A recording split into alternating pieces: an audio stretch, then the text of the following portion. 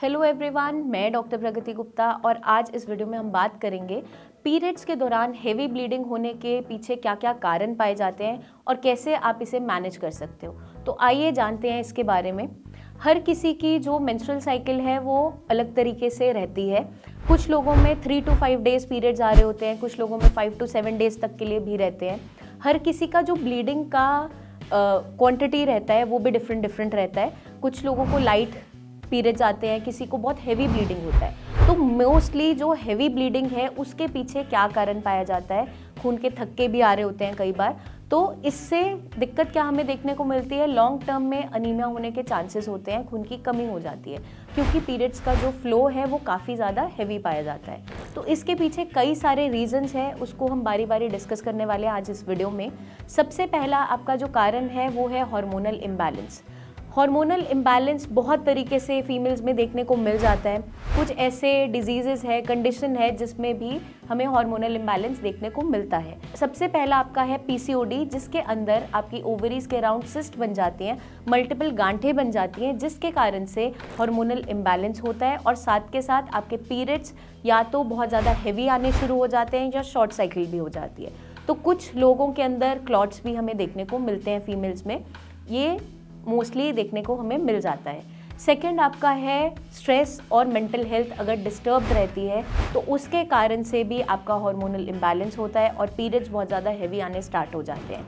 Third आपका जो रहता है वो है थायराइड इश्यूज। ये भी हम हार्मोनल इम्बैलेंस के अंडर ही काउंट करते हैं। जो आपका हाइपोथायरॉयडिज्म है, हाइपरथायरॉयडिज्म है, दोनों ही कंडीशन में आपके पीरियड्स हैवी होने स्टार्ट हो जाते हैं। तो इसे हम कैसे मैनेज कर सकते हैं, आपकी मेडिकेशंस की हेल्प से, लाइफस्टाइल को चेंज करते हुए आप इसे मैनेज कर सकते हो। अब कुछ कंडीशंस ऐसी पाई जाती हैं जिसमें यूट्रस की लाइनिंग के अंदर चेंजेस आ गए हैं।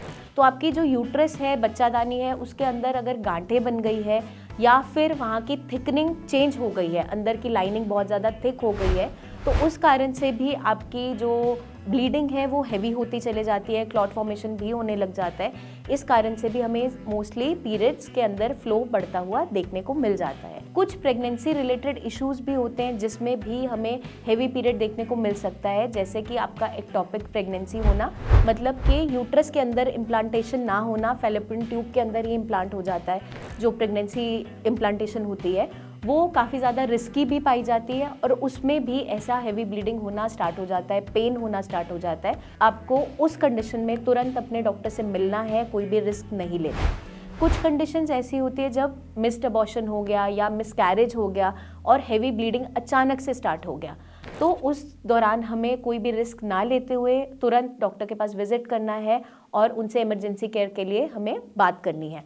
और कुछ ऐसी कंडीशंस भी पाई जाती हैं जब जो फीमेल है उसका वेट बहुत ज़्यादा तेज़ी से फ्लक्चुएट कर रहा है, या तो वज़न एकदम अचानक से बढ़ गया है हार्मोनल इश्यूज़ की वजह से, कंडीशंस की वजह से, गलत खाने पीने की वजह से, स्ट्रेस की वजह से, या फिर अचानक से वज़न एकदम से गिर गया है। तो ये जो वेट की फ्लक्चुएशन है ये भी आपके पीरियड पे इम्पैक्ट लेकर आती है और हैवी पीरियड्स होने स्टार्ट हो जाते हैं। तो ये सारी की सारी जो कंडीशंस है ये आपके पीरियड्स को डिस्टर्ब कर देती है, आपकी जो हेल्थ है उसको भी डिस्टर्ब कर देती है। तो अगर हम चाहते हैं कि ऐसा डिस्टर्बेंस ना बने, आपके पीरियड्स रेगुलर आते रहे, उसके लिए आपको क्या ध्यान रखना है, इन सारे इश्यूज़ को सॉल्व करते रहना है। तो अगर पीसीओडी की परेशानी है या थायराइड का इशू है तो आपको क्या करना है, अपने लाइफस्टाइल में चेंजेस लेकर आने हैं, हेल्दी डाइट को फॉलो करना है, एक बैलेंस डाइट पे आपको फोकस ज़्यादा करना है, फाइबर एनरिच डाइट हो, साथ के साथ आपको एक्सरसाइजेज स्टार्ट करनी है जो आपके वेट को मेंटेन करने में हेल्प करेगी। तो एक एवरेज ऑप्टिमम वेट अगर आप अटेन कर लेते हो, ना तो बहुत कम ना बहुत ज़्यादा, तो आपके पीरियड्स ऑटोमेटिकली रेगुलर होने स्टार्ट हो जाते हैं और जो उसका फ्लो है वो भी बेटर होता चला जाता है। कभी कभार हमने ये भी देखा है पेशेंट्स में जो बहुत सी मेडिकेशंस के अंडर होते हैं या स्ट्रेस बहुत ज़्यादा है, किडनी रिलेटेड कोई कंडीशन रही है उस दौरान भी, या फिर उनका कोई ऐसा ट्रीटमेंट चल रहा है लंबा, ट्यूबरकुलोसिस का ट्रीटमेंट, या फिर और भी दवाइयाँ वो खा रहे हैं लॉन्ग टर्म, तो भी उसका इम्पैक्ट पीरियड पे आना स्टार्ट हो जाता है। हेवी पीरियड्स भी देखने को मिलते हैं या फिर मिस्ड पीरियड्स हो जाते हैं, पीरियड्स आते ही नहीं है। तो इन सारी की सारी परेशानियों से अगर आप बचना चाहते हैं तो अपने हेल्थ पे आज से ही ध्यान देना स्टार्ट कर दीजिए। और पीरियड्स में कोई भी आपको तकलीफ महसूस होती है, जैसे कि पेन बहुत ज़्यादा हो रहा है, अनबेरेबल पेन हो रहा है, पीरियड्स बहुत हैवी आ रहे हैं, क्लॉट्स आ रहे हैं साथ में, तो इसे हल्के में नहीं लेना। आपको तुरंत अपनी नियर बाय डॉक्टर से कंसल्ट करना है, क्योंकि सही टाइम पे अगर सही डायग्नोसिस हो जाता है, सही ट्रीटमेंट मिल जाता है, तो आपकी लाइफ स्मूथ हो जाती है, ईजी हो जाती है।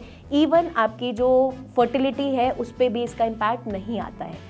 आपको और कोई जानकारी अगर चाहिए तो आप कमेंट करके हमसे पूछ सकते हैं, या नीचे दिए हुए नंबर्स पर हमारे टीम ऑफ डॉक्टर से आप कंसल्टेशन ले सकते हैं। कोई भी डाउट नहीं रखना है, उसे क्लियर ज़रूर करना है उसके लिए, क्योंकि हमारी पूरी टीम आपके साथ है। जल्दी हम आपसे फिर मिलेंगे, बहुत सी इन्फॉर्मेशन लेकर आते रहेंगे। तब तक के लिए अपना ध्यान रखिएगा एंड टेक केयर।